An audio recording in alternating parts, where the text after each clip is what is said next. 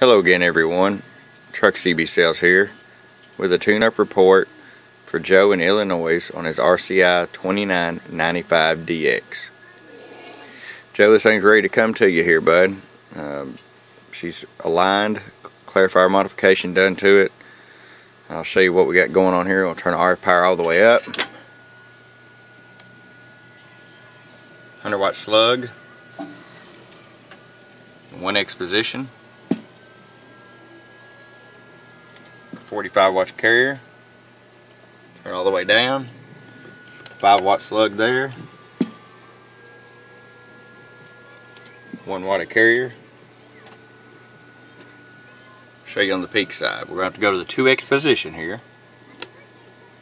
Now we're reading this as a 200 watt scale, so everything's multiplied. That 80 is 160, and that other mark that's 90 would be 180. Hello audio. Hello audio. It's going over there almost to 200 watts, so we're going to call it 190. Hello audio. About 190 or so. Joe, we're going to get it boxed up for you.